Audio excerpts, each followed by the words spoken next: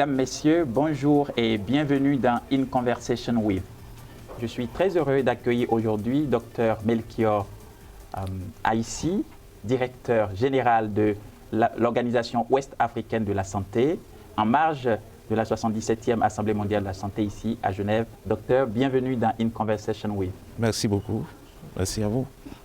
Nous sommes particulièrement heureux de vous accueillir dans cette émission, pas seulement parce que vous êtes béninois, parce que l'Organisation ouest-africaine de la santé est une organisation de premier plan qui s'occupe de définir les politiques régionales en matière de santé. Mais avant d'en parler, permettez-moi peut-être de vous demander quel est votre sentiment avec cette 77e Assemblée mondiale dont la thématique générale est « Tous pour la santé » et « La santé pour tous ». Monsieur le directeur général. Je ne dirais pas que je suis heureux en termes de sentiment.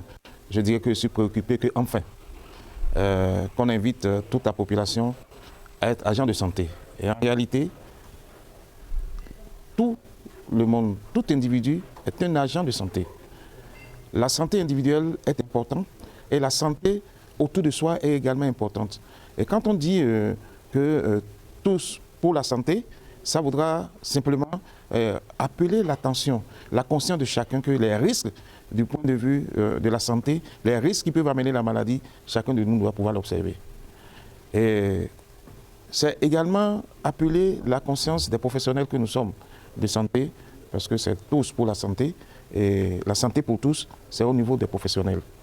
Pour que, au niveau de toute la pyramide sanitaire de nos États, nous soyons bien conscients en termes de formation, en termes de plateau technique et en termes surtout de la qualité des prestations de services. C'est si important que si c'était observé par rapport au terme général de cette 77e Assemblée mondiale de la santé, nous allons avoir moins de maladies.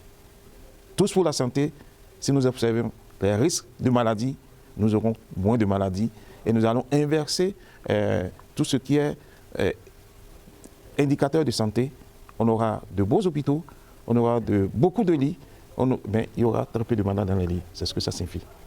Merci pour ce propos très inclusif qui place la responsabilité à la fois au niveau des professionnels, mais également au niveau de chaque citoyen dans sa communauté. Monsieur le directeur, vous dirigez l'Organisation ouest-africaine pour la santé. C'est une organisation qui n'est pas très connue du grand public. Pouvez-vous nous parler un peu de son mandat, des chantiers prioritaires que vous portez au sein de cette organisation communautaire? Merci beaucoup.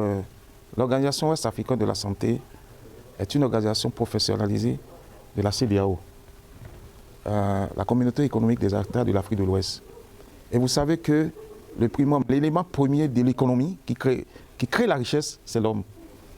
Il faut que l'homme soit en très bonne santé. La CEDEAO elle-même a eu, il y a 2 jours seulement, 49 ans.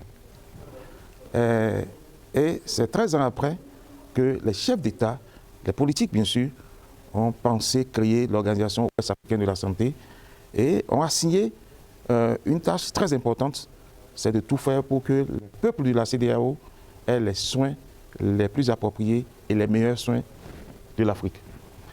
Et ce n'est pas fini. Ils sont allés plus loin pour dire à l'horizon 2050, il faudrait que l'espace de la CEDEAO affiche les meilleurs indices possibles de santé. C'est trop fort. On dit, quand on dit les meilleurs, il n'y a pas une barrière. Quand on va prendre l'Afrique, il faut que les indices de santé au niveau des 15 États de la CEDEAO soient les meilleurs. Donc nous avons une douce tâche et qui est de tout faire, comme nous sommes au niveau régional, de réussir l'harmonisation de tout ce qui est politique de santé en vue d'une réelle synergie pour qu'il y ait une intégration réelle. Là, nous allons facilement conduire les peu vers l'ammonium, le continuum des soins.